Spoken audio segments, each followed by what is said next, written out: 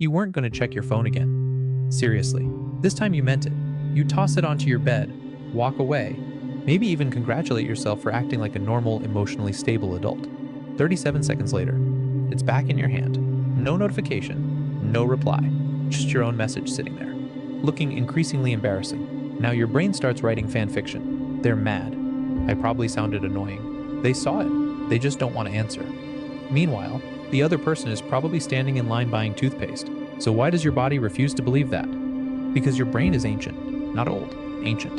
Your phone was invented yesterday compared to the software running inside your skull. For almost all of human history, your entire life fit inside one small group. Maybe 50 people, maybe 100. If you were lucky, around 150.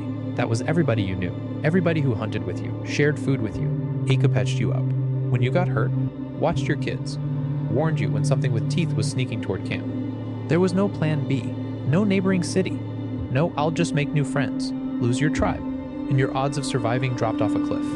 You didn't die because you got your feelings hurt. You died because nobody stood beside you when winter showed up. That's a pretty good reason for evolution to make rejection feel terrifying. Here's the clever part. Your brain didn't wait until you were actually kicked out. That would have been useless. Instead, it became obsessed with catching the first tiny hints that something might be wrong. Somebody skipped over you while handing out food. Somebody stopped laughing when you walked over. Somebody kept looking anywhere but your face. Maybe it meant nothing. Maybe you were just overthinking it. But if it did mean something, paying attention early could save your life. False alarms were cheap. Being wrong the other way, not so much. Fast forward a couple 100,000 years. The lines are mostly gone. The Wi-Fi isn't. Yet your brain still reacts like every social interaction might decide whether you sleep beside the fire tonight. Scientists have put people into brain scanners after they have been socially excluded during experiments.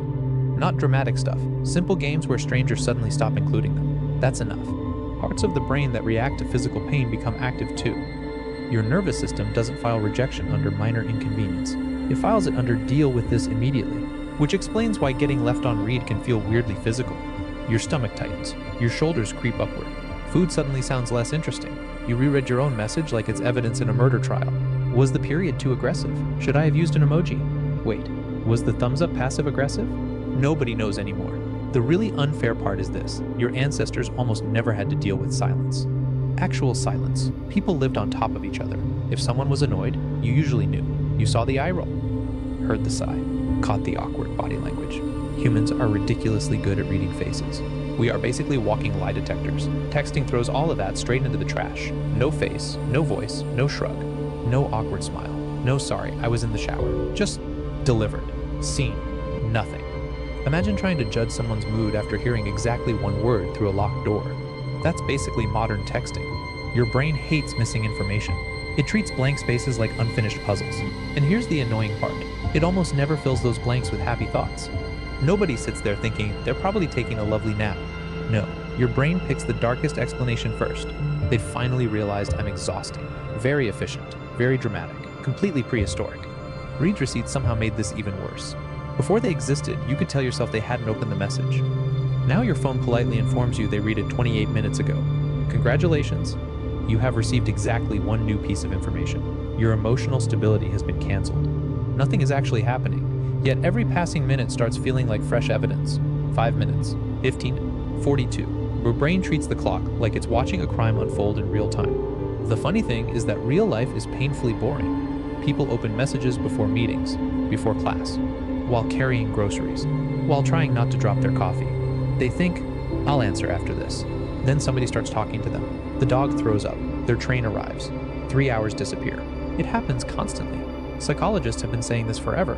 Late replies usually don't mean rejection. They are just people being people. Your nervous system responds with, cool story. Prepare for exile anyway. Because your nervous system has never seen a smartphone. It still thinks you're wearing animal skins. Researchers have found something almost cruel. People often feel worse waiting for social feedback than receiving bad news. Bad news hurts. Silence lets your imagination work overtime. It's like hearing a weird noise downstairs at 2 in the morning. You could go check. Or you could spend the next 20 minutes convincing yourself there's definitely a murderer hiding behind the washing machine. The unknown is surprisingly loud. Try something. Think about the last time somebody took forever to answer you. You probably remember the feeling before you remember the conversation itself. The anxiety sticks. The explanation fades. Your body logged the danger before your brain got the memo that everything was fine. There's another piece nobody talks about. For your ancestors, close relationships weren't replaceable. You couldn't swipe through another 1,000 people. Those 20 or 30 familiar faces were your whole social universe. Anthropologist Robin Dunbar spent years studying this and noticed something odd.